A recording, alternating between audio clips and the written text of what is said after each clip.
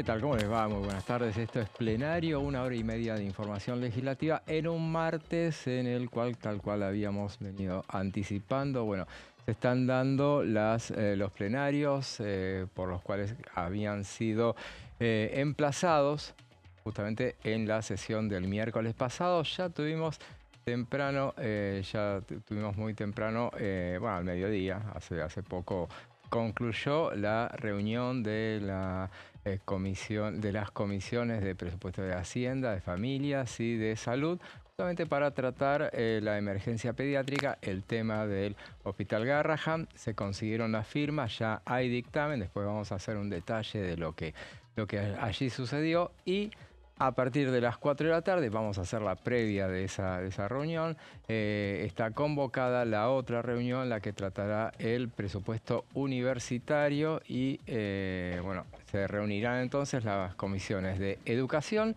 y la de Presupuesto y Hacienda, que en definitiva esa es la comisión que ha sido emplazada en ambos casos. Bueno, vamos a hablar de todo eso, también vamos a citar el caso de la reunión que está convocada, que va a tener lugar la sesión en el Senado de la Nación este jueves, pero bueno, mucho para comentar y ya les presento a quienes me acompañan hoy. Martín, ¿cómo estás? ¿Qué tal, José? Pablo, buenas tardes.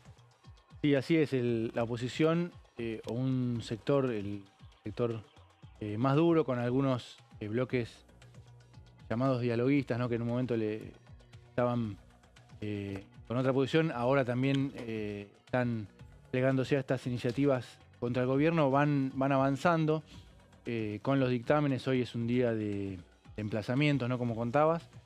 Y sí, son principalmente 5 los temas, los ejes en los que la oposición está complicando, por decirlo de alguna manera, al gobierno, ¿no? En este año electoral, que son, bueno, los 2 de hoy: emergencia pediátrica, financiamiento educativo, y los temas del Senado, ¿no? Jubilados, discapacidad y el reparto de fondos a las provincias. Podemos decir que esos son los 5 ejes en los que hay bastante acuerdo, porque si los gobernadores están en una posición ya no tan cercana al gobierno, bueno, los temas salen con mayor facilidad.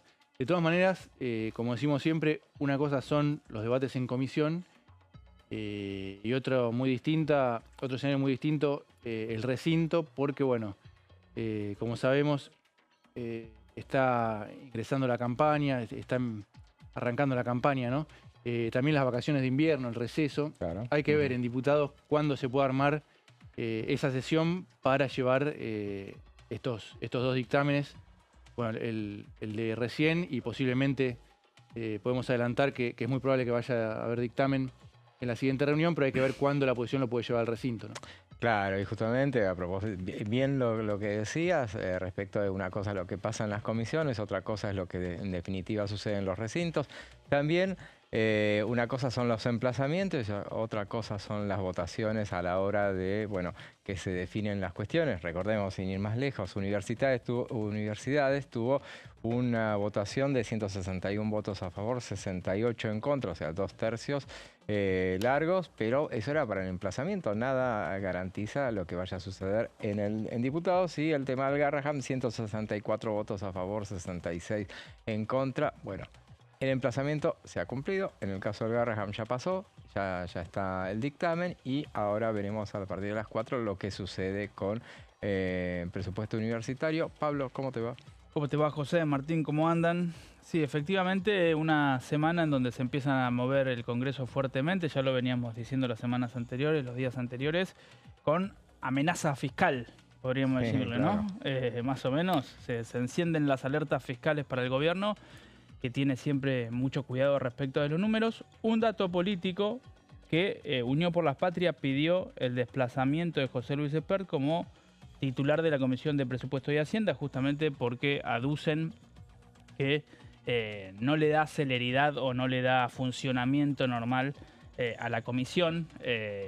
Bueno, de hecho, estamos viendo que todas estas reuniones de comisión de presupuesto fueron emplazadas, claro, ni más ni menos que en la última sesión, pero quiero decir, más allá de lo que sucedió en la última sesión, no es la primera vez que la comisión de presupuesto es emplazada.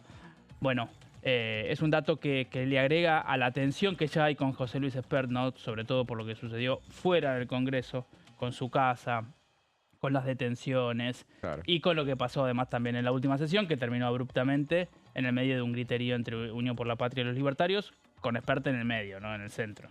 Así es, y bueno, a propósito de Esper, que bueno, estaba previsto que fuera hoy central su figura, muchos esperaban que hubiera algún escandalete, pudiera repetirse algo de lo que había quedado pendiente del miércoles pasado. Bueno, nada de eso sucedió. El presidente de la Comisión de Presupuesto y Hacienda al final terminó presidiendo justamente este plenario y bueno, finalmente ahí vemos también a Silvia Los Penato, que fue la última en hablar durante todo ese pasaje inicial que se planteó toda una discusión en torno a quién debía presidir la comisión.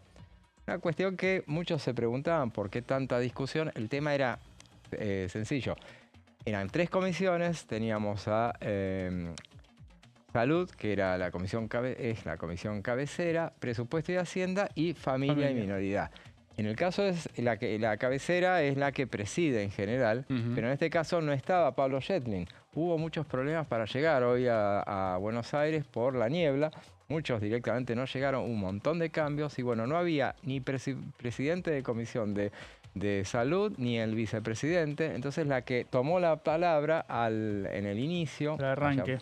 claro, fue Carla Carrizo, que es secretaria de la comisión de salud y con toda la intención de seguir ella presidiendo esa comisión. Entonces vino ahí la diputada Giudici, que le planteó que bueno, tenía que ser el presidente, el que presidiera fuera José Luis Espert, que es lo que se estila. En realidad, aclaremos, no es lo que se estila. O sea, No, por lo general la comisión de cabecera es la que tiene claro, prioridad, pero bueno, eso se viene cumpliendo cada vez menos porque en otro momento también la comisión de cabecera es la que manejaba los tiempos claro. y podía llamar a un plenario. En este caso no, porque Yedlin hubiese llamado al plenario inclusive con presupuesto, Claro. pero no lo pudo hacer, por más que fuera cabecera. Ahí hay algunas prácticas que van variando, ¿no? Totalmente. En otro momento sí, justamente era una discusión muy fuerte cuál era la cabecera de un proyecto cuando se giraban, cuando ese proyecto se giraba a las comisiones. En este momento el oficialismo puede bloquear la comisión de presupuesto por más que, como en este caso, no sea la comisión de cabecera. Claro, así es. Y bueno, ahí de paso les comentamos a la audiencia que estamos viendo las imágenes de otra de las comisiones que hay. Hoy es martes, día de comisiones. No hay tantas, hay 3, pero bastante importantes. En este caso es la Comisión de Asuntos Municipales.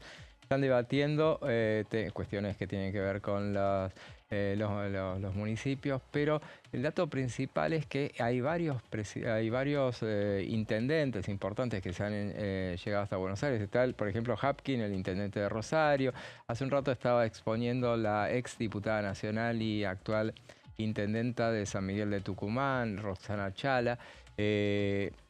Hubo muchos que no pudieron llegar justamente por los problemas con la niebla y me parece, eso no tengo la información concreta, pero me parece que el que no pudo llegar, por lo menos yo en el pasaje que vi, no estaba ahí presidiendo y era Juan Fernando Brugues. A lo mejor sí llegó y yo no lo vi, pero nada menos que el presidente, o sea, eso está claro porque tenía muchísimas intenciones, tenía muchas expectativas respecto de lo que fuera a suceder en esta comisión tan importante que bueno, todo lo que se iba a tratar nada menos que obviamente la cuestión del reparto de fondos de las provincias que le reclaman las provincias a la nación.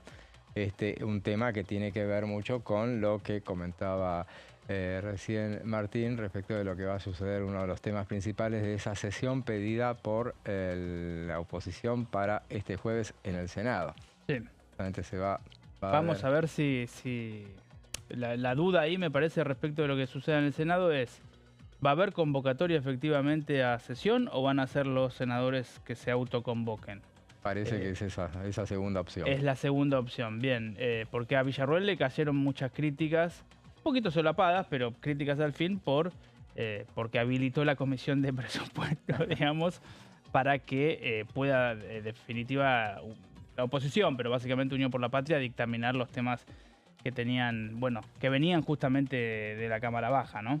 Y le van a criticar que hoy acordó con José Mayans una reunión de labor parlamentaria. O Claro. sea, ella no convocó oficialmente, se sabe que van a ir per se los senadores a las Así es. 14 horas el jueves que viene, pero hoy hay una reunión de labor parlamentaria para ordenar ese debate que Martín recién enumeraba las cuestiones. Son 3 temas, pero en realidad son como 5 proyectos. Son 2 de los gobernadores. Claro, Y el las reparto tres de fondos entre las provincias incluye más de un proyecto. Claro, ATN y la distribución del impuesto a los los combustibles combustibles. líquidos. Sí. Para concluir con lo que pasó, lo que muchos se preguntaban que iba a ser un sainete, se temía que terminara haciéndose desbarrancando la discusión en torno a quién debía presidir el plenario. En realidad no pasó a mayores, no hubo mayores discusiones, sí cada uno expresó sus posturas. En Y fue este caso, interesante. Unión por la Patria quería que terminara el plenario, ¿no? Ahora sí. Tal vez esa es una diferencia con lo que pasó en la sesión. Exacto. Ahí había algunos temas que prefería no tratar Unión por la Patria. Fue evidente que, bueno, que hubo una intención de que la sesión no terminara, ¿no? Cómo se levantó el bloque, cómo abandonó el bloque Unión por la Patria, las bancas, en el momento de esa discusión. Claro. En este caso hubo otra postura para que el plenario terminara. Y ni siquiera hicieron ese planteo, llevaron al debate la cuestión de ese pedido que hay para sacarlo a Expert de la presidencia de la comisión, que lo había presentado la diputada Tolosa Paz. Pero al final ni siquiera se planteó así porque el objetivo era otro. Claramente lo entendieron todos, era dictaminar, era no empiojar la jornada.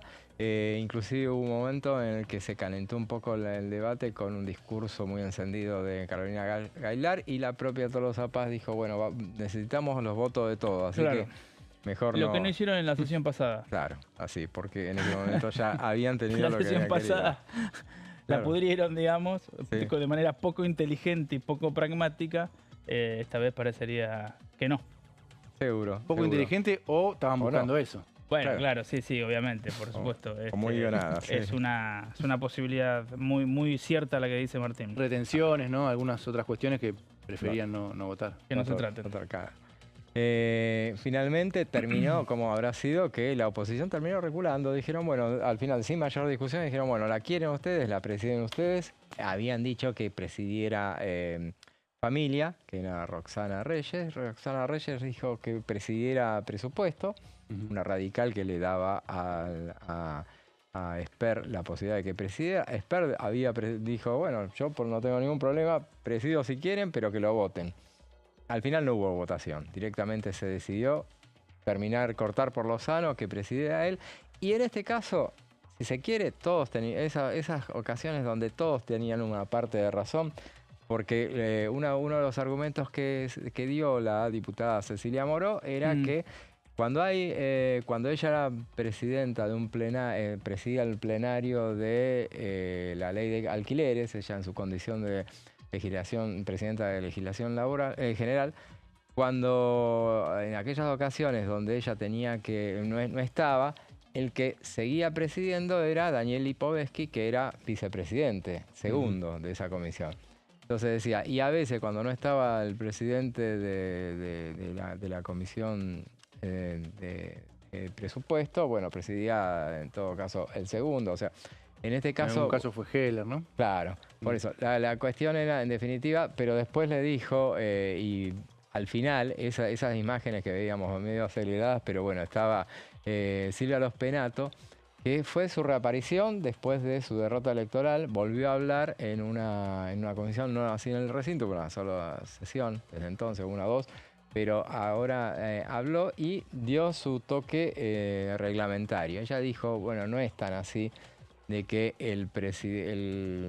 la comisión cabecera preside, así no sea, así no es, si no está el presidente puede presidir cualquiera, así sea un secretario, como era el caso de Carla Carrizo, en este caso, porque la objeción estaba en que no debía presidir, decían desde el oficialismo, no debía presidir la secretaria de la comisión cabecera, estando otros 2 presidentes, como era Esper y Reyes presentes, que eran los presidentes de las otras comisiones.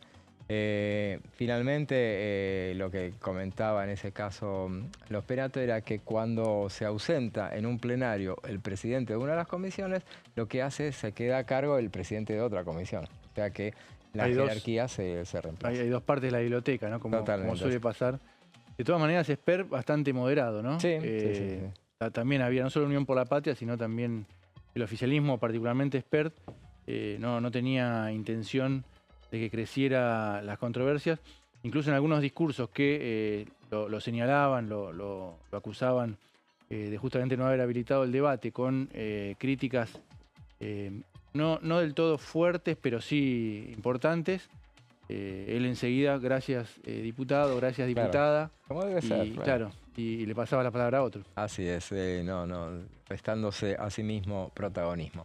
Mientras seguimos viendo las imágenes de la reunión informativa de la Comisión de Asuntos Municipales, vamos a pasar a un detalle importantísimo, como es la cuestión del presupuesto. Ayer mencionábamos el avance del presupuesto, pero ahora nos lo va a comentar en mayor detalle Pablo Varela, con placas incluidas. Sí, vamos a repasar un poco lo que es el adelanto, ¿no? El adelanto de presupuesto que se presenta habitualmente antes del 30 de junio. No es el presupuesto, obviamente. El presupuesto tiene como fecha límite el 15 de septiembre para ser presentado. Pensemos que el presupuesto nacional está prorrogado 2 veces de forma consecutiva, por lo tanto no tenemos presupuesto hace ya un tiempo considerable y eso otorga mucha discrecionalidad al gobierno, a la Casa Rosada, a través de la jefatura de gabinete para poder direccionar o redireccionar partidas presupuestarias. Y lo que llegó fue una hoja de ruta, ¿no? Una especie de hoja de ruta que después veremos si se termina plasmando en un proyecto de presupuesto más grande antes del 15 de septiembre, como decía yo recién, y si se termina aprobando o no. Yo creo que en el contexto de en el contexto de haber llegado a un nuevo acuerdo con el Fondo Monetario Internacional, es importante para el gobierno, o el gobierno tiene un aliciente más, por lo menos, para esta vez darle tratamiento al presupuesto, porque la sensación que ha dejado en los años anteriores, sobre todo el año pasado, que ya era gobierno y que ya tenía casi un año al frente del Ejecutivo, es que no había mucha voluntad de que saliese aprobado. Ahí lo que vemos es crecimiento para el año que está en curso de 5,5%. Sí, es una tasa de crecimiento importante, muy importante, sobre todo en un mundo muy convulsionado, con mucho movimiento, con una guerra comercial muy importante, con un mundo que además tiene guerra objetivamente, digo, pienso en Rusia y en Ucrania, en todo lo que está pasando en Medio Oriente. Un tipo de cambio que obviamente esto siempre se toma lo que es el promedio. Hoy ya está arriba de este número que estamos viendo ahí, que es 1.229. Se recalentó el dólar. Venía el campo liquidando a razón de 250 millones de dólares diarios con el esquema hasta el 30 de junio que tenía que ver con baja de las retenciones para algunos cultivos o para la gran mayoría de los cultivos. A partir del 1 de julio esas alícuotas se modificaron, sobre todo en soja y en maíz, se restablecieron las viejas alícuotas y ahí empezó a mermar. Pero además, bueno, se le metieron otros ruidos que hizo que el tipo de cambio se recaliente y hoy ya está más cerca de 1.300 que de 1.200, pero ahí vemos que el gobierno proyecta un equilibrio, si se quiere, un promedio de 1.229, más 20%, dice al lado entre paréntesis, es decir, una devaluación del tipo de cambio del 20%. Eso significa que va a quedar por abajo de la inflación, que seguramente va a ser más. El IPC, variación interanual diciembre contra diciembre, 22,7. Pensemos esto, falta un montón para esto, pero a mediados de enero vamos a tener la inflación de diciembre del 2025. Claro. Esa inflación de diciembre de 2025, dice el gobierno, comparado contra la de diciembre de 2024, te tiene que dar eso que vemos ahí, 22,7. Es decir, una inflación en torno al 20%, para darlo de manera redonda, que era lo que tenía establecido el presupuesto que nunca se aprobó. Claro. 20%, ¿te acordás, José? Sí. El año pasado. El que nunca se aprobó tenía más o menos esa idea de inflación. sería un éxito, digo, en materia inflacionaria. Después, obviamente, todas las críticas que se le puedan agregar. Si el tipo de cambio está intervenido, con qué costo social, cómo está dibujado o maquillado el superávit fiscal y demás. Y sí, acabo los últimos 3 renglones, unos datos que son un poquito alarmantes teniendo en cuenta que varía respecto del año pasado. Superávit comercial de 4.913 millones, recordemos que el año pasado cerró en 18.000, sería una merma importante, 4.913 millones de dólares positivos, ¿sí? Superávit, bueno, ahí lo que indique la palabra, con un crecimiento de exportaciones de 3,8%, mientras que las importaciones crecerían un 19,6%, obviamente. Estamos viendo una serie de desregulaciones, una serie de corrimientos de cualquier tipo de protección y además, como dijimos o como se dice mucho, el tipo de cambio queda atrasado, queda barato respecto a otros precios de la economía y hay un boom, no sé si boom importador, pero sí lo que se registra mucho es boom de turismo por un lado y boom de consumo en estas plataformas, por ejemplo, que vos podés comprar en cualquier parte del mundo, lo que fuere, no sé, una remera, un pantalón, una zapatilla, algún producto que tal vez acá lo ves mucho más caro, tal vez tenés esa demora, ¿no? Digo, del traslado, del puerta a puerta, obviamente cuando te lo traen de otro país, no viene en 24 ni 48 horas, viene por ahí en una semana, 2, 3, pero todo eso facilita o mejora, o mejor dicho, posibilita que la gente compre en el exterior, ergo eso es, obviamente, no gravoso, pero sí consume muchos dólares, por eso vimos que en el primer trimestre hubo una cuenta corriente que también fue deficitaria en 5.190 millones de dólares, creo, más o menos 5.200 millones de dólares.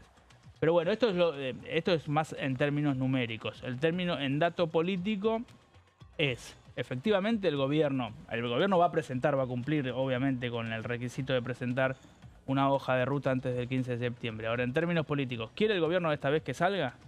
Se supone que sí. Con el FMI atrás. ¿Va a querer que salga? ¿Va a hacer el esfuerzo? ¿Va a conceder? ¿Se va a sentar a negociar? Va a estar además en el medio de un proceso eleccionario. Porque el 26 de octubre hay elecciones a nivel nacional. Claro. Bueno, todos esos condimentos juegan. Pablo, tenés más datos y que son muy interesantes y los vamos a dejar para el próximo bloque. Si querés, vamos a una breve pausa y después seguimos con más plenario.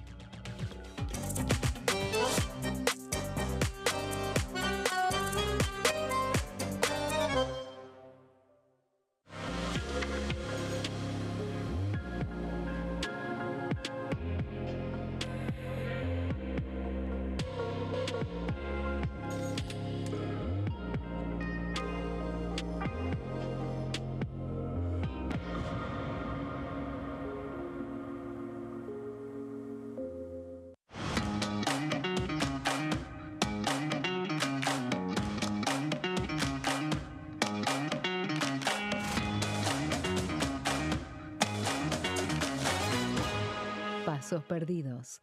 De lunes a viernes, 16:30 horas. Elecciones legislativas 2025. Lo que necesitas saber. El 26 de octubre, cada provincia elegirá a sus representantes en la Cámara de Diputados de la Nación. ¿Sabés qué bloques renuevan bancas? Este año se renuevan 127 bancas, la mitad de los diputados. Unión por la Patria renueva 46 bancas. El Bloque de la Libertad Avanza renueva 8 bancas. El Bloque del PRO renueva 21 bancas. La Unión Cívica Radical renueva 11 bancas. Encuentro Federal renueva 7 bancas. Democracia para Siempre renueva 9 bancas. El Bloque del Frente de Izquierda renueva 4 bancas. Coalición Cívica renueva 4 bancas. Otros bloques renuevan 17 bancas. Elegí a tus representantes, tu voto, tu voz, tu futuro. Para más información, ingresá en www.argentina.gov.ar/elecciones-medio 2025. dengue, zika y chikungunya. Presta atención a estos síntomas. Si tenés fiebre alta, 38 o más, de 2 a 7 días de duración y dolor de cabeza, en especial detrás de los ojos, muscular y de las articulaciones, diarrea, dolor abdominal, náuseas y o vómitos, malestar general, cansancio, decaimiento, erupción en la piel, sangrado en nariz, encías u otras partes del cuerpo, no te automediques.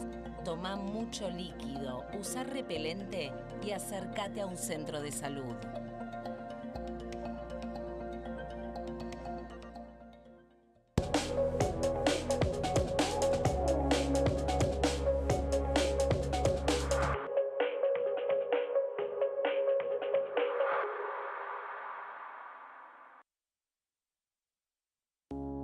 Las sesiones son el espacio donde los diputados debaten proyectos de ley para su aprobación, modificación o desaprobación.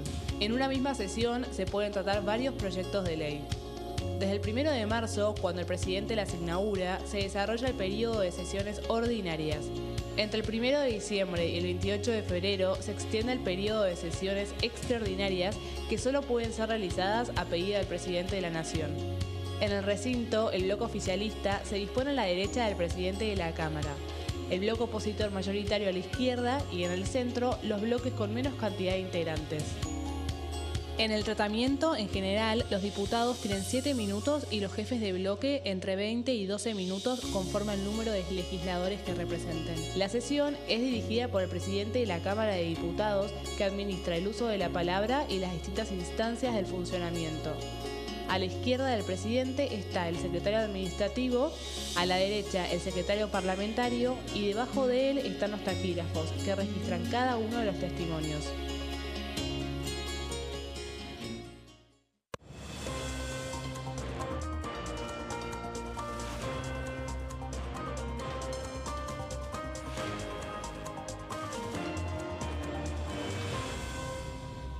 Consenso, de lunes a viernes, 12 horas.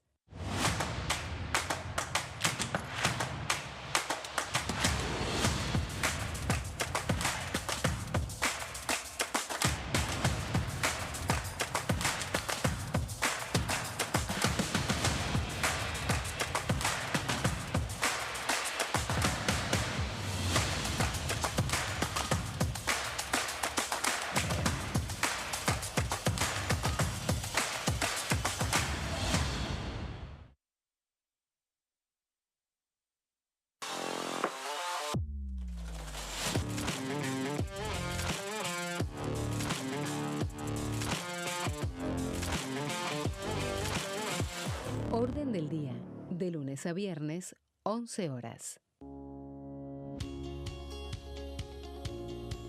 La Cámara de Diputados tiene 257 miembros. Los diputados debaten y sancionan leyes que rigen en todo el territorio nacional. Algunas de las más importantes son el presupuesto de gastos generales del Estado, el Código Civil, el Código Penal, la forma en que se rige el trabajo, las jubilaciones, entre tantas otras. Además, controla y hace un seguimiento de las políticas del Poder Ejecutivo a través de la visita de diferentes funcionarios o el pedido de informes, así como la posibilidad de realizar juicios políticos a los funcionarios. La duración de los mandatos de los diputados es de 4 años y pueden ser reelegidos indefinidamente. Desde el momento en que asumen y hasta el final de su mandato, no pueden ser acusados, interrogados judicialmente, ni molestados por las opiniones o discursos que imitan desempeñando su mandato. Son requisitos para ser diputado tener al menos 25 años, 4 años de ciudadanía argentina y haber nacido en la provincia por la que se postula o haber residido en ella los 2 años precedentes. Se agrupan en bloques que expresan partidos políticos o afinidad ideológica. Existen también los monobloques integrados por un solo diputado.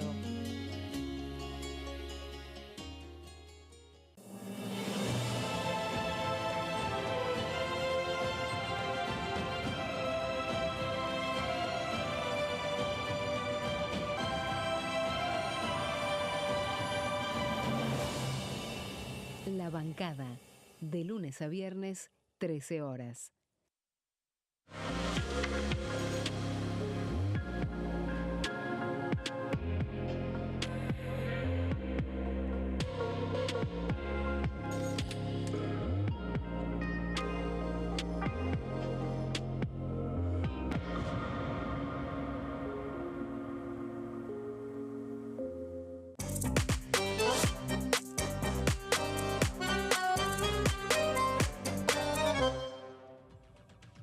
Segundo bloque de plenario. Recordamos entonces, hoy es un día marcado por los plenarios de emplazamientos.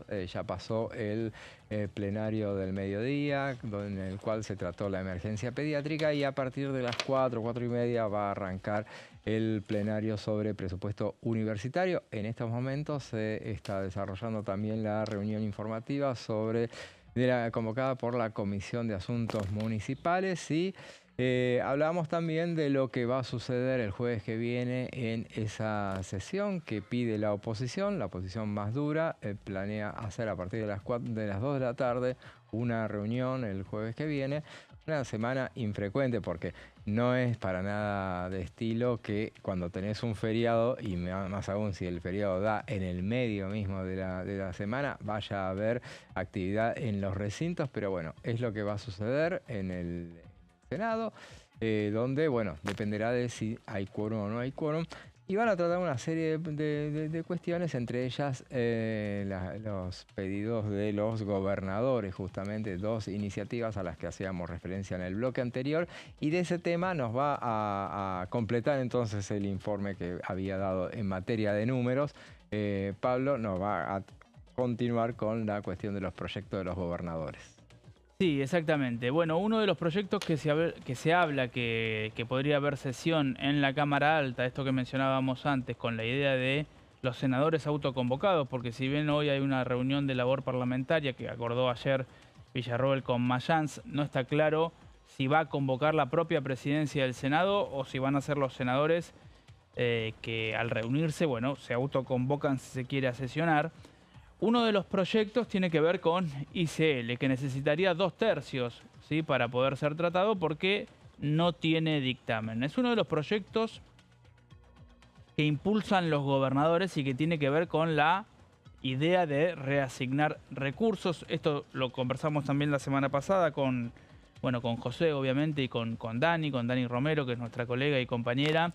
Y también un poco esta duda respecto de si la cuestión tributaria debe ir por Senado o no, pero como no es un tributo nuevo, sino que es la reasignación de tributos que ya existen, y hay un criterio de coparticipación, y la coparticipación obviamente atañe a las provincias, y en el Senado están representadas las provincias, algo de eso habilitaría entonces a que esto se pueda tratar. A ver, ¿qué es el proyecto básicamente, o qué propone el proyecto de los gobernadores respecto de los impuestos a los combustibles líquidos? Bueno, que se reasigne de una manera distinta.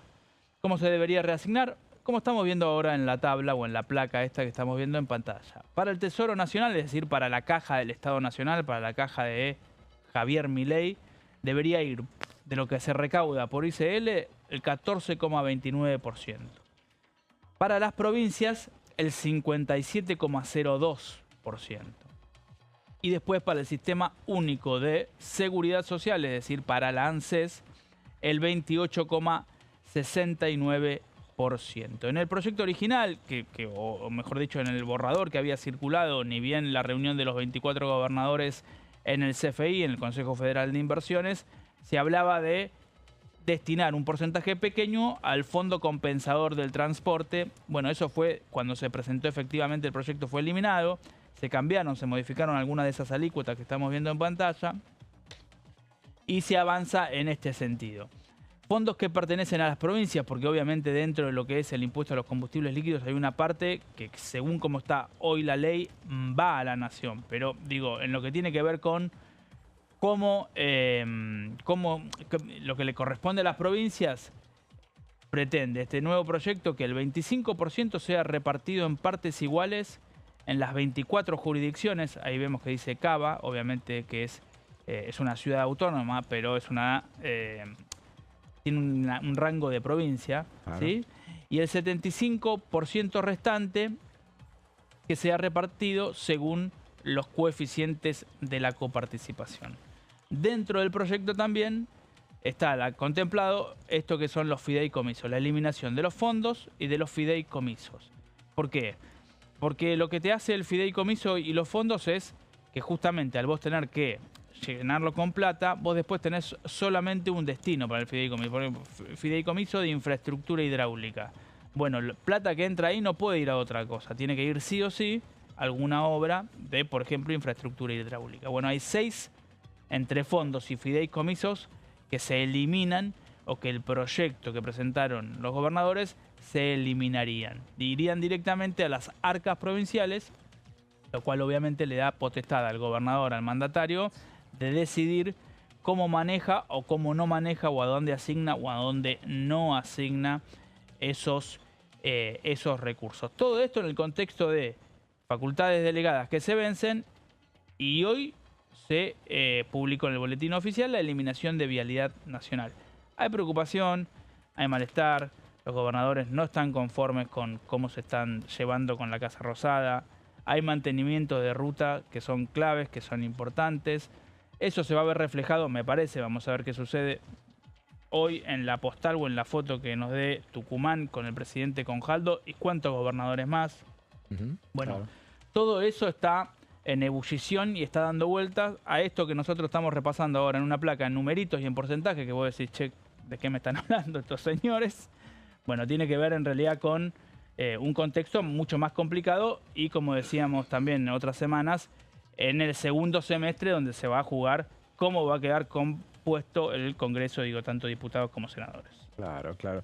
En efecto, y bueno, justamente hoy lo mencionábamos al diputado Juan Fernando Brugue. Él detallaba, él tiene un proyecto, por ejemplo, para una modificación del reparto del impuesto a los combustibles.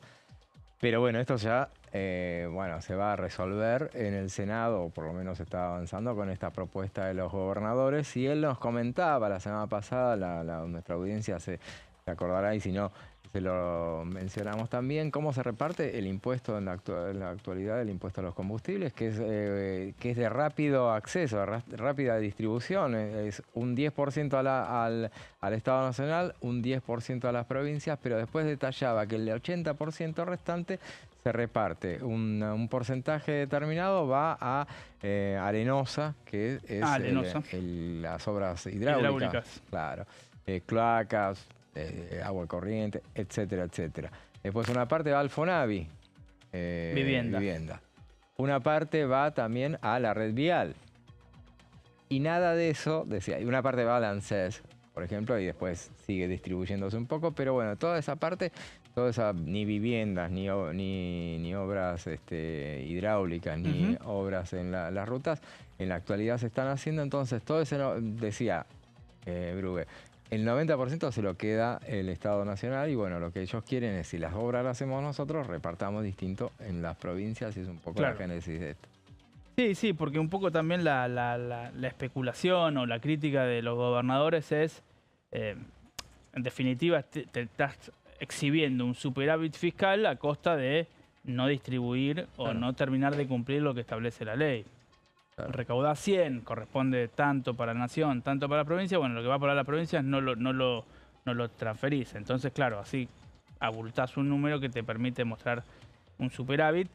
En el medio les va cayendo la coparticipación, porque también, digamos, la recaudación va parejita, pero, digamos, no está lejos de explotar o de expandirse.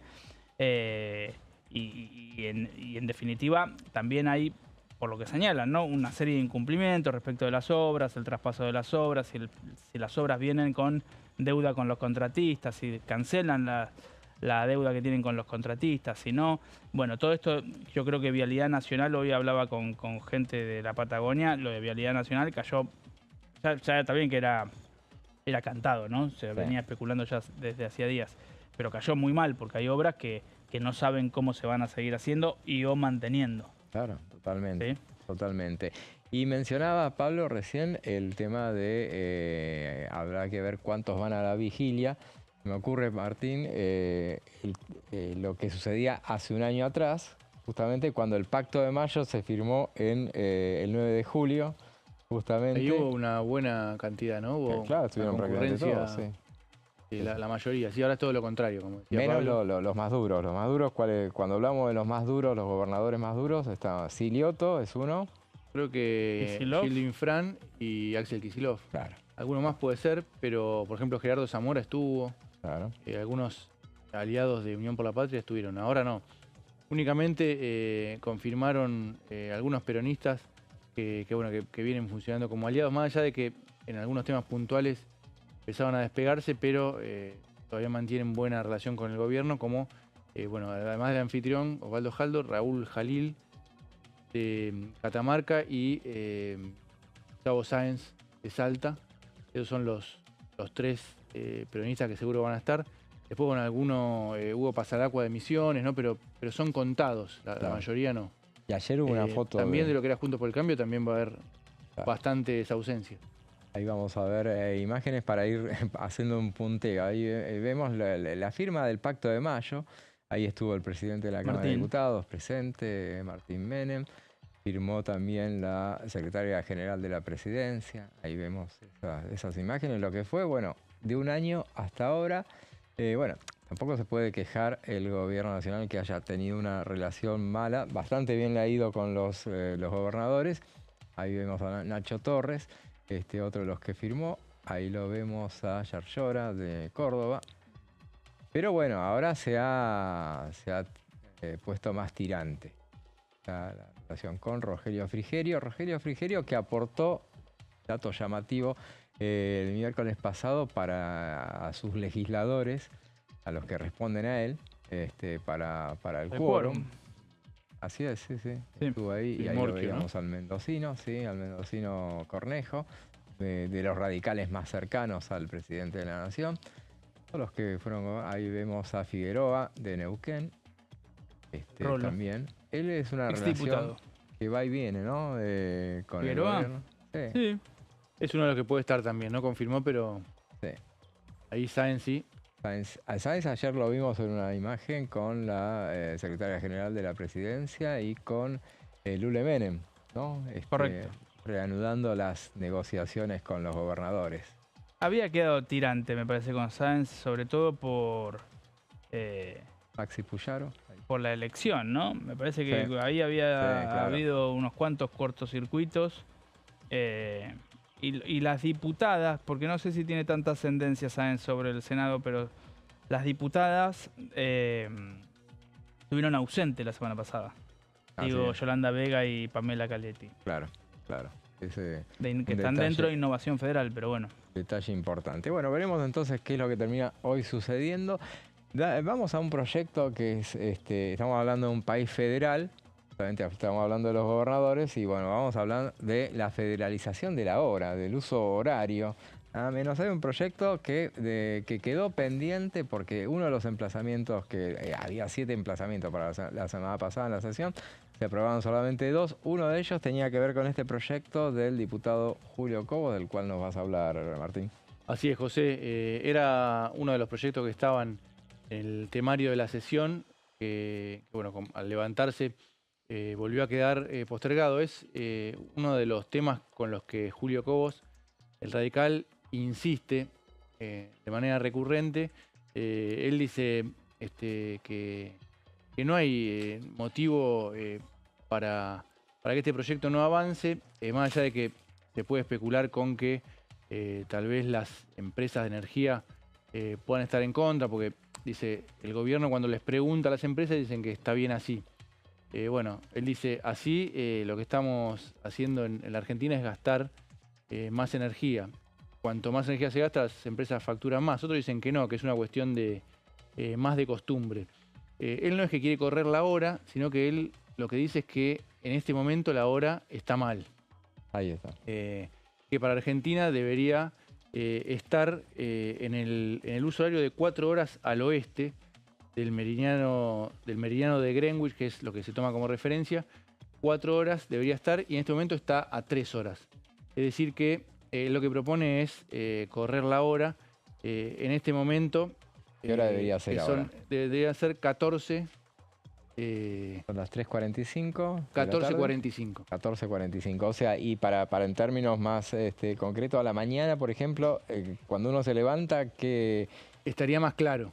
En este momento, más o menos a las 8, ahora, cada día que pasa empieza a amanecer un poquito más tarde, claro, ¿no? Pero entre las 8, un poquito antes, a esa hora, esa luz debería estar a las 7 de la mañana. Claro. Debería amanecer cuando los chicos van al colegio, por ejemplo, o la gente va a trabajar. Bueno, es uno de los motivos que argumenta Cobos, que tendría un impacto muy positivo este cambio en la educación, porque no es natural, dice, se apoya en un estudio de una investigadora del CONICET de Mendoza, que claro, no es natural que los chicos arranquen la escuela de noche, ni hablar a la hora que se levantan, porque si arrancan en la escuela de noche es porque se levantaron bastante tiempo antes y eso no es normal, ¿no? Claro.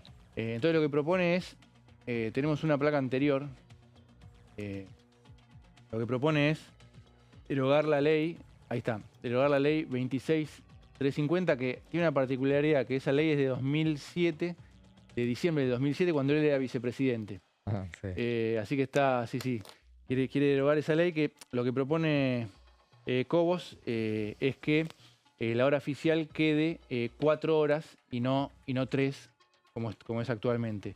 Esa ley lo que hace es fijarlo 3 horas para el invierno y 2 para el verano. En verano queda todavía más corrida la hora porque queda 2 horas más. Lo que propone Cobos es que en verano, en todo caso, quede la hora actual. Claro, que se vuelva a correr. Claro, que se vuelva a correr, pero como está ahora. Y en invierno que sean 4 horas. En verano no hay problema porque, bueno, como sabemos, se amanece muy temprano. Entonces ahí no hay, no habría inconveniente. Algunos dicen, bueno, de esta manera va a atardecer más rápido, va a anochecer más rápido. Pero bueno, en vez de en este momento a las 6:30 oscurece, sería 5:30, pero no te cambia tanto porque no hay, por ejemplo, tantas escuelas o tanto trabajo. Claro.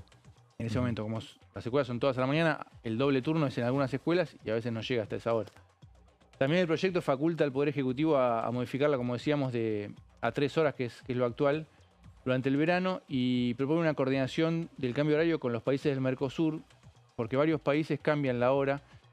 Chile es uno de ellos, y entonces, bueno, para hacerlo en el mismo momento, porque eso genera algunas complicaciones cuando un país cambia y el otro no, con el tema de los vuelos o algunas transacciones, el comercio.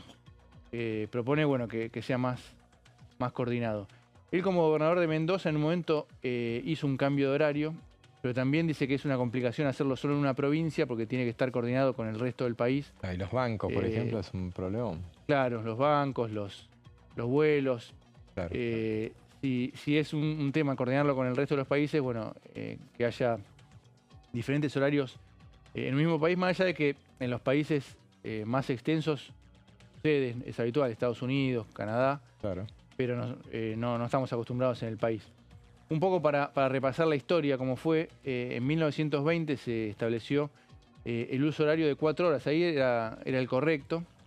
En 1930 empezó a cambiar la hora en el verano, y bueno, hubo desde esta mirada un problema en 1969, que por los cambios que se hacían entre el invierno y el verano, se la dejó fija en 3 horas al oeste, como ahora.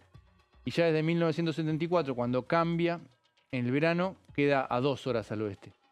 En Mendoza y en las provincias que están cercas a la cordillera, incluso lo que dice Cobos es que debería ser 5 horas al oeste. Es decir que en verano, bueno, ya hay una diferencia de 3 horas. Claro. Es mucho. Como fundamento, como decíamos, cita el estudio de una doctora que se llama Andrea Patini, que es del CONICET de Mendoza, y bueno, dice que está comprobado que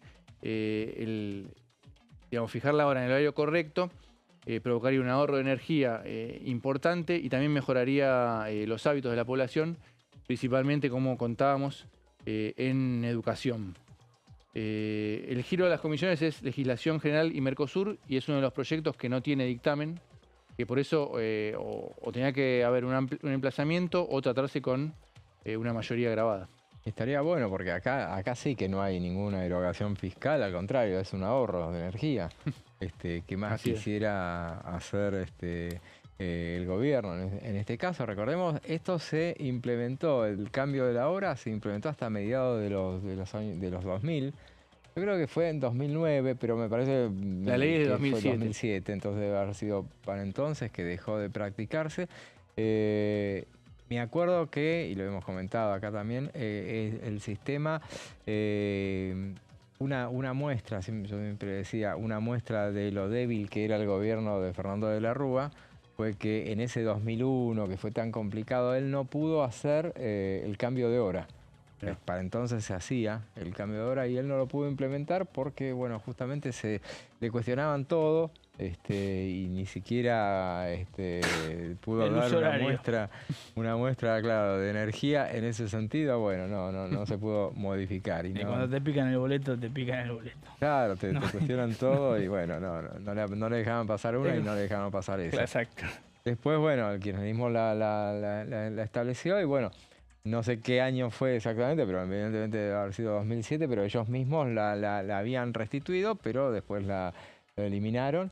Me parece que hubo un tiempo en el cual San Luis quiso diferenciarse de la hora oficial también. Puede ser. Y bueno, San Luis con eso de ser otro país lo había hecho, duró un año o dos y después volvió a la normalidad porque era un problema en ese momento, decían ellos, los volvía locos con el tema de la cuestión de los bancos. Pero bueno, también va mucho más allá porque también tiene que ver con los vuelos, obviamente, el tema de los vuelos, me imagino, es un lío absoluto. Pero está claro y es fácil de entender, porque yo te preguntaba por el tema de los horarios, porque me lo habías explicado bien, y es totalmente cierto así, porque si uno hagamos la prueba de, bueno, a lo mejor todo el mundo lo hace, pero bueno, a las 7 de la mañana está muy oscuro y para salir a esa hora, salir de noche, y los chicos que van al colegio a las 7 de la mañana, eso está muy oscuro ahora los días se están alargando un poco más. De a poquito. Pero sí, o para el que va a trabajar también bien temprano. Claro. Es bien cerrada la noche, ¿no? A las 6 de la mañana ni hablar. Con este proyecto, a las 7 ya sería claro y a las 6, bueno, estaría empezando el amanecer. Y a medida que nos acercamos, que va transcurriendo el invierno, más todavía. Habría que ver entonces, en definitiva, bueno, no tuvo emplazamiento. Hubiera sido interesante que sepan que por lo menos que se discuta, ¿no? A ver cuál es el motivo en contra, porque claro, no se entiende. Salvo, bueno, algún posible interés de las empresas de energía. Claro, puede ser, pero bueno, sería absurdo en realidad. Claro. ¿Qué más querés que ahorrar?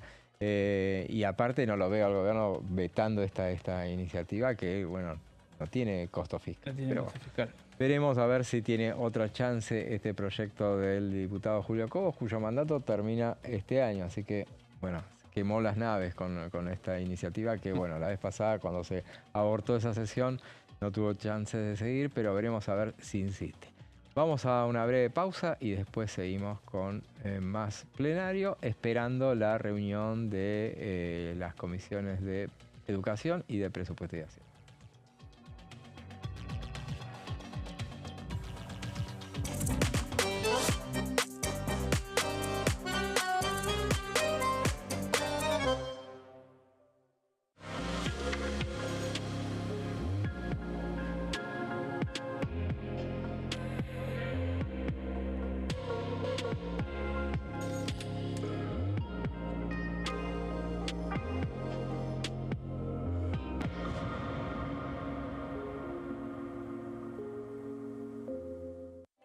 Elecciones legislativas 2025.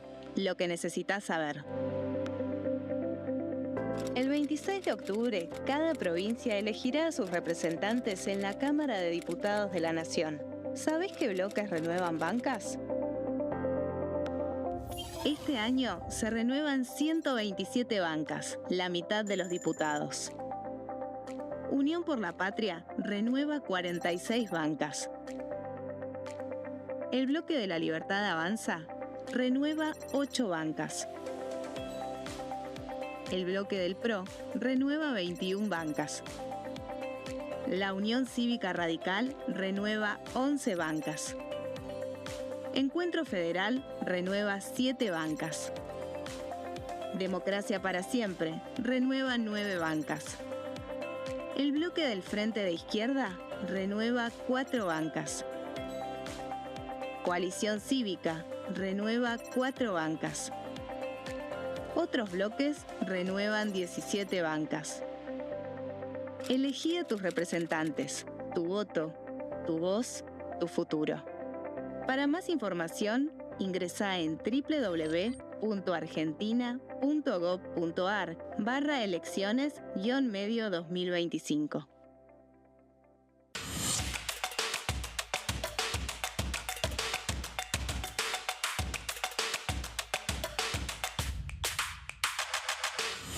Quórum, de lunes a viernes, 14 horas.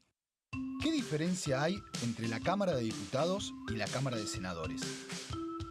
La Cámara de Diputados representa al pueblo de la nación argentina. Esto significa que las provincias más grandes y con mayor cantidad de habitantes tienen muchos más diputados que las provincias más pequeñas. La manera de establecer las cantidades es proporcional. La Cámara de Senadores representa a las provincias. Cada provincia envía 3 senadores al Congreso Nacional. El total de senadores es 72, dado que las provincias argentinas son 24. Este es un número fijo. Por ejemplo, la provincia de Buenos Aires cuenta con 70 diputados nacionales y la provincia de Tierra del Fuego con 5. Pero tanto la provincia de Buenos Aires como la de Tierra del Fuego cuentan con 3 representantes cada una en el Senado de la Nación. Cada 2 años, el Congreso Nacional renueva la mitad de sus diputados y 1/3 de sus senadores nacionales. El mandato de los senadores es de 6 años, mientras que el de los diputados es más breve, dura solamente 4 años.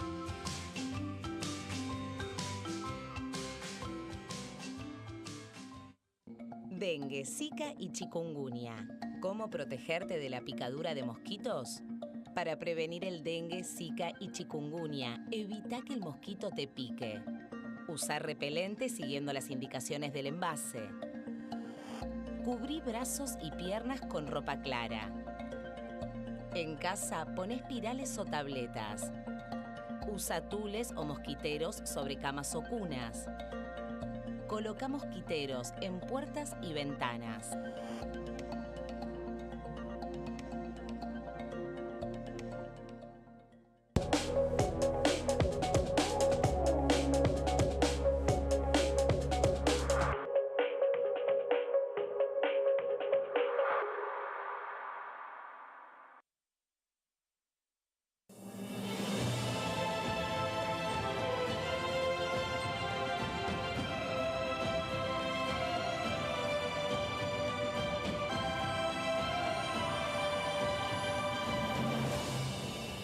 La bancada, de lunes a viernes, 13 horas.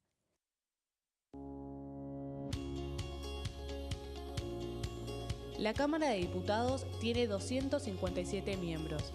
Los diputados debaten y sancionan leyes que rigen en todo el territorio nacional. Algunas de las más importantes son el presupuesto de gastos generales del Estado, el Código Civil, el Código Penal, la forma en que se rige el trabajo, las jubilaciones, entre tantas otras. Además, controla y hace un seguimiento de las políticas del Poder Ejecutivo a través de la visita de diferentes funcionarios o el pedido de informes, así como la posibilidad de realizar juicios políticos a los funcionarios. La duración de los mandatos de los diputados es de 4 años y pueden ser reelegidos indefinidamente. Desde el momento en que asumen y hasta el final de su mandato, no pueden ser acusados, interrogados judicialmente, ni molestados por las opiniones o discursos que imitan desempeñando su mandato. Son requisitos para ser diputado tener al menos 25 años, 4 años de ciudadanía argentina y haber nacido en la provincia por la que se postula o haber residido en ella los 2 años precedentes. Se agrupan en bloques que expresan partidos políticos o afinidad ideológica. Existen también los monobloques integrados por un solo diputado.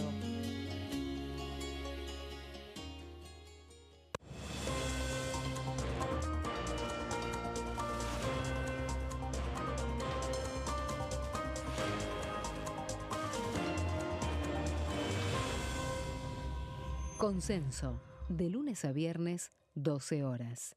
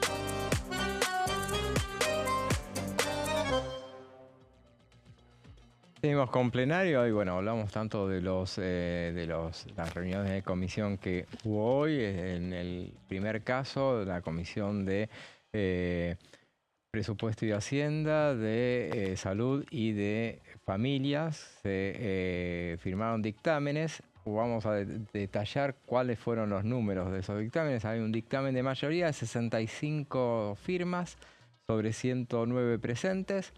Hubo un dictamen de minoría de rechazo de 14 firmas solamente y otro de minoría de 2 firmas también tuvo. Después, tal cual anunció quien fue, ahí vemos a la diputada Los Penato, también al diputado Castillo hablando durante la reunión, y hasta la hora 18 se receptan adicionales del dictamen. Hay tiempo como para presentar otros dictámenes si quieren. Lo dijo el presidente, quien presidió el plenario, el presidente de la Comisión de Presupuesto y Hacienda, José Luis Espert, quien tuvo una postura bastante moderada, como decíamos al principio, bastante tranquila, o en un debate que terminó siendo rápido, porque arrancó a las 12:30, estaba convocada para las 12, arrancó 12:30, justo a las 13 y moneditas arrancó decididamente el debate sobre el tema, porque habían estado media hora previa discutiendo, como decíamos al principio, la cuestión de la presidencia, a quién le correspondía las presidencias. Bueno, finalmente todo terminó pasadas las 2 de la tarde, 2:10. Así es, o sea que duró 1 hora y pico, porque era muy concreto lo que tenían que debatir en definitiva. No fue esas reuniones donde se alargan decididamente. El que tiene los votos, las firmas en este caso, acelera, claro, ¿no? Acelera, sí, totalmente. Si no tenía sentido alargarlo. Muchas veces se alargan a propósito para conseguir las firmas. Claro. Se va extendiendo el debate, y en este caso ni siquiera el oficialismo intentó frenarlo, porque no tenía sentido, porque más temprano que tarde se iba a conseguir. Mucha diferencia, ¿no? 65 de 109, como decías. Claro. Es una diferencia bastante holgada. No siempre se traduce literalmente al recinto, pero en este caso podemos decir que por este dictamen, en principio estarían los votos. Así es. Para el quórum y para aprobarlo. Después, está toda la negociación del gobierno con los gobernadores, con los aliados, pero arranca con los votos. Así es, sí. Así que todo indica que... Y recordemos que en cualquier momento ya estamos en horario del inicio del otro plenario, ese que en este caso lo va a presidir, imaginamos, el diputado Finocchiaro, presidente de la Comisión de Educación, y estará junto a José Luis Espert, presidente de la Comisión de Presupuesto y Hacienda. Imaginamos que arrancará a 4:30, más o menos como fue la anterior reunión. Y lo que también se estará dando seguramente es mucho cambio de integrante de las comisiones, a partir del hecho de que hay mucho legislador que no pudo llegar a Buenos Aires por o llegó tarde por el problema con la neblina, el problema con los vuelos, y mucho que directamente no venía. Entonces eso se puede hacer, no venía por el feriado en el medio, por compromisos en sus distritos, y evidentemente, en esos casos se puede modificar durante el día, se manda una nota al presidente de la Cámara y se cambian los miembros integrantes de las comisiones. Eso se puede hacer. El problema lo tenés si hubiera sesión, ahí sí, ya es un tema. Ahí tienen que estar todos. Ahí no hay reemplazo. El problema lo tendrán en todo caso en el Senado, en esta reunión que está prevista para el jueves, que hay que arriesgarse a hacer una sesión en una semana con feriado, pero Unión por la Patria, que es el convocante, está muy seguro de que van a tener, por lo menos todos ellos van a estar. Inclusive tenían una baja, que era el senador Antonio Rodas, que estaba enfermo, pero ya se recuperó, así que lo cuentan como que va a estar presente mañana. Creo que Lustó dijo algo así como vamos a sesionar sí o sí, o dio por sentado que iban a... ¿no? Sí, además del quórum, además de 37 necesitan los 2/3. Claro, en el caso de ATN e ICL necesitas 2/3. Claro, que no tienen dictámenes. Hay otros dictámenes que están discutidos por si son válidos o no. Así que es el de la comisión presidida por ¿Álvarez Rivero por o la Atauche? cordobesa. Sí, ese es uno de los. Justinian, que es el secretario parlamentario, dijo que no eran varios. Bueno, esos son generalmente discusiones reglamentarias que se terminan saldando con los votos en el recinto, pero para garantizar el tratamiento de todos los proyectos, la oposición necesita garantizarse los 2 tercios, no conseguir los 2 tercios, ahí no va a tener problema. Ahí veremos a ver si sucede. Y bueno, y mientras estamos esperando entonces la reunión de financiamiento de universidades, que anticipamos, ni bien arranque, nosotros conectamos con ella, tiene prioridad obviamente, pero podemos avanzar con una de las cuestiones pendientes, que es el tema de retenciones, que tenías unas placas, ¿no, Martín? Sí, este es otro de los temas que quedó trunco en la última sesión y también es uno de las cuestiones que se sospechan, como contábamos en el bloque anterior, que fue lo que generó en parte que se levantara esa sesión, porque iban a estar en contra tanto la Libertad Avanza, el oficialismo, como el peronismo, Unión por la Patria, y a ninguno de los dos espacios les resulta cómodo coincidir en una votación, ¿no? Se puede decir que se sienten mejor en este inicio, en esta previa de la campaña electoral, confrontando como realmente, como finalmente pasó, a los gritos en la sesión, ¿no? Más que coincidir en una votación. Este es uno de los proyectos, había una serie de proyectos para eliminar las retenciones. Este es uno de ellos, el de Agos Carreño de Encuentro Federal, que tiene la particularidad de que no es que baja las retenciones, en realidad sí las baja gradualmente, pero lo que hace es mantenerlas durante un tiempo para que los productores lo que tengan es un crédito fiscal por esa baja gradual. Lo que hace el proyecto es proponer un plan quinquenal de reducción progresiva hasta la eliminación definitiva. Entonces, durante esos 5 años, ese 20% que se baja por año, lo que hacen es los productores tener beneficios.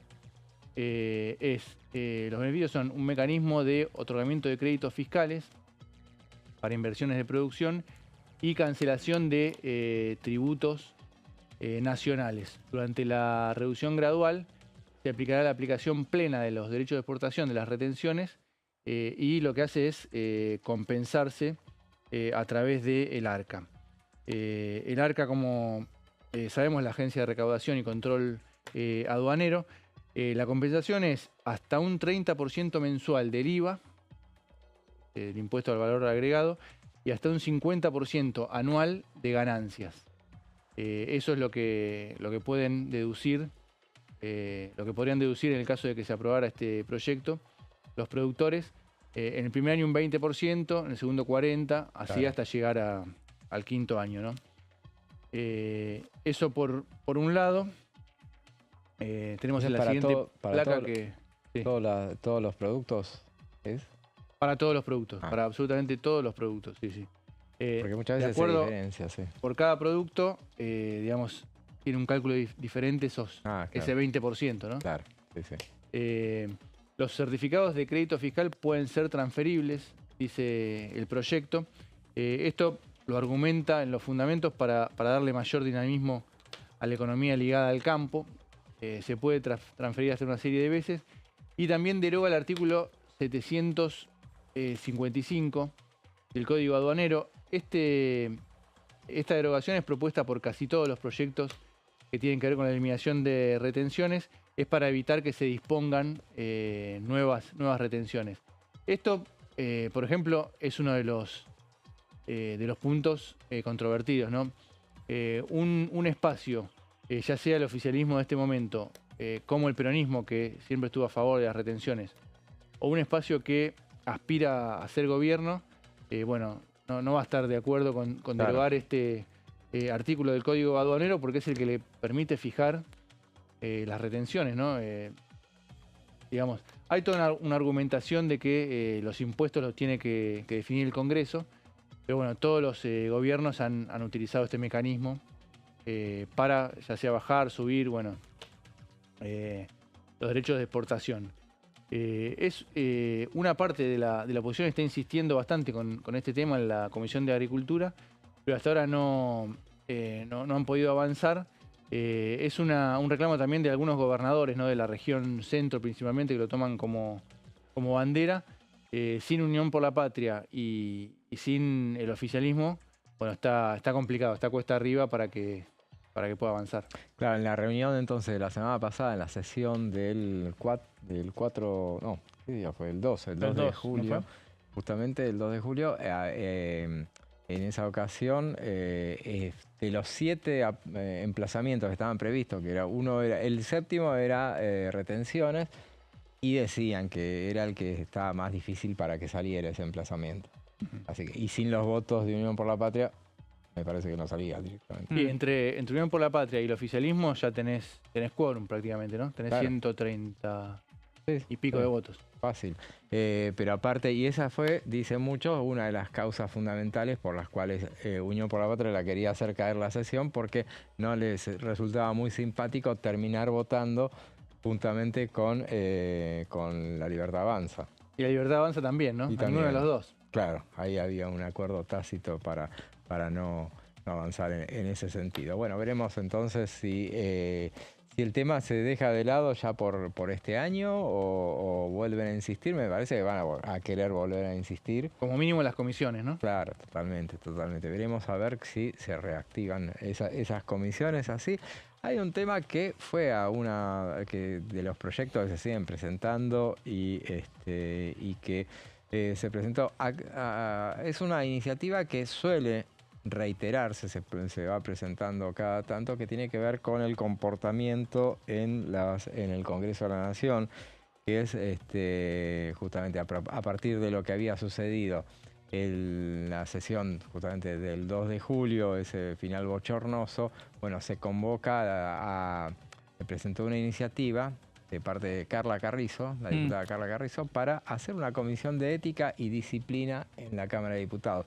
Esos proyectos de resolución, o es un proyecto de ley, no, me parece de resolución para resolver, porque tiene que ver con una Cámara solamente, no necesita, los de ley son solamente los que necesitan el aval de la otra Cámara. En este caso lo presenta Carla Carrizo, que es de Democracia para Siempre, y la acompañan todos diputados de su bancada. Es una especie de representación, pero inclusive el proyecto dice que reproduce lo que otra exdiputada de ese espacio, del espacio de Evolución, que es Evolución Radical, es el espacio de Dolores Martínez, que hoy está en el Senado y es secretaria... parlamentaria, me parece. Secretaria parlamentaria, subsecretaria parlamentaria. Ah, sí. bueno, puede ser. Sí.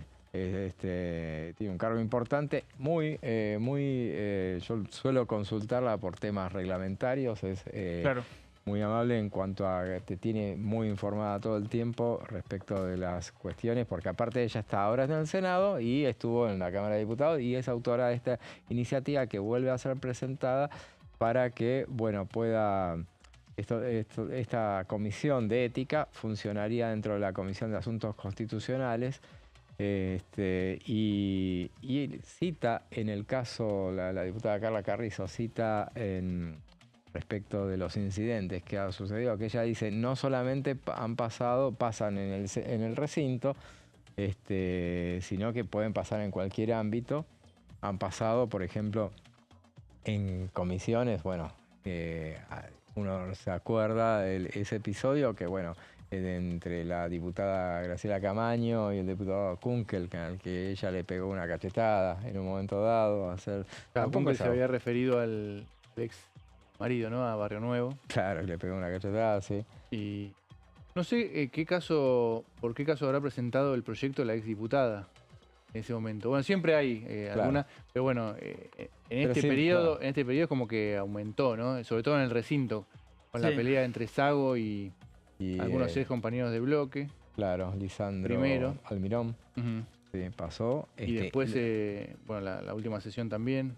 Claro, que en la última sesión hubo, bueno, conato, fue medio bochornoso, pero en realidad no hubo golpes así, pero bueno, tampoco es de esperar que se produzca eso, pero hubo insultos. Ella cita, por ejemplo, en el proyecto, dice que ya hay antecedentes en los cuales la Cámara ejerció su rol disciplinario, y ella cita 26 ocasiones desde el año 1983. Estaría bueno precisar las cuales fueron, pero dice 15 exclusiones de la Cámara, 8 suspensiones, 2 llamados al orden y un apercibimiento. Lo que dice como reparo es que no existe un mecanismo ágil para analizar conducta de los legisladores fuera de las sesiones. Es más fácil que sea durante la sesión, pero bueno, cuando sucede en otro ámbito también.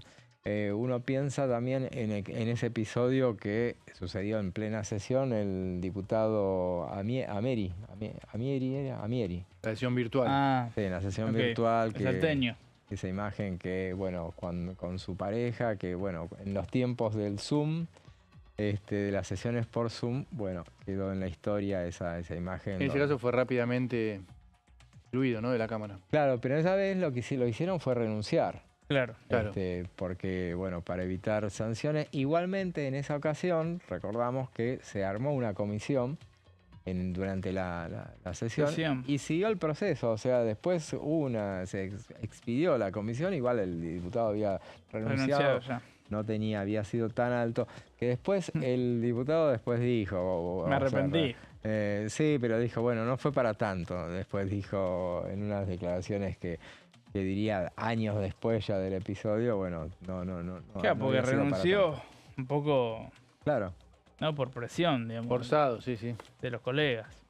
Ella dice, Carla Carrizo, necesitamos un órgano idóneo para tramitar y vehiculizar potenciales reclamos o denuncias. Las cámaras no pueden desprenderse de facultades que son propias. O sea, estará interesante a ver si el proyecto va a, imaginamos que tiene que ir por peticiones, poderes y reglamento. Es la comisión de la diputada Silvia Los Penato, que veremos si en todo caso sería interesante que avanzara. A ver, en general no son muy afectos los legisladores a buscar cosas que los puedan llegar a afectar ellos mismos.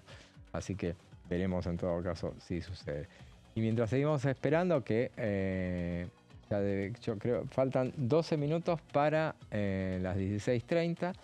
Seguramente en ese momento, 16:30, habíamos dicho que así como sucedió en la en la reunión del mediodía, del plenario de las comisiones que debatió el tema del Garrahan, con mucha presencia de médicos del Garrahan, médicos de Miñón, médicos de todo el país, pero había mucho médico del Garrahan que se acercó acá, inclusive se desplegó en el inicio un cartel haciendo referencia a la situación en el Garrahan.